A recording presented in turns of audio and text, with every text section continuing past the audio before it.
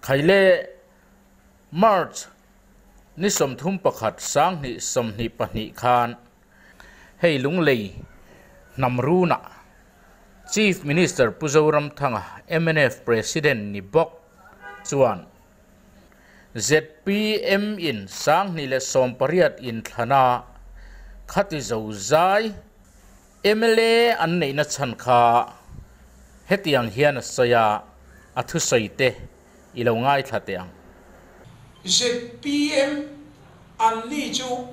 hei kan thiat reng tu chu tun chuma khan enga tenge khatianga pasari layan ron ne kin chou the tem te nia kan thiat kha pudu ma ho chu tin bera po pani thum po an phala van shi tun chum kan sang ni le som pariat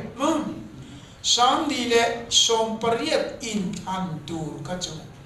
an tan an advantage an ham pur thiam emati pakhat na congress in zu an zuara kan thi chur chume ko ran kan mang anga nu le pa song song kan mang anga chuwen hemi hi cha tram to se pai kan va cha em kan ti ve kan ni chu wangin an tla don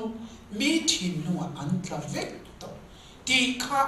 kan chiang vek congress chu ti tla kan ni lo ti kha kan chiang thu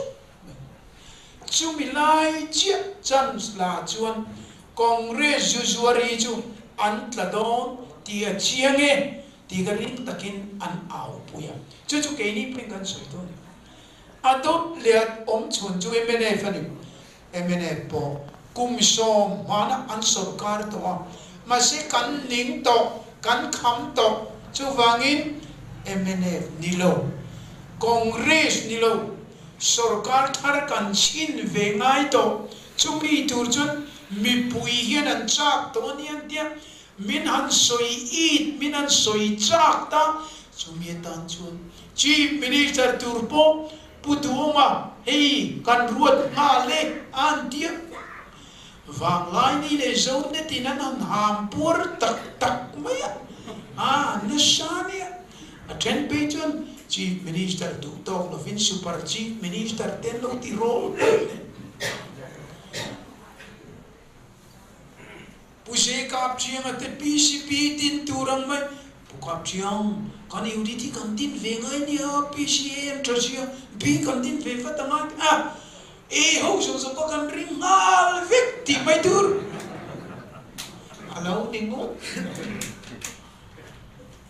andi puin ati rangen ron soi kha unity min ti boi tu ni party unity nei lo tur kal phum thar ai command executive le thil dang pawai lo wal up council kal phum thar ti dan mak pui pui ka mi an hi theina an ron chop chuak ani ka homa om e ka amar jab taka chun atiu enga tinge unit din chu tin boilo ko ran jong jong i kan unit di vek mai BC kan ring tal ringot mai mo khatian an ti chun ko thana ho tu chen khatika ZPM movement na dia kha ZPM tana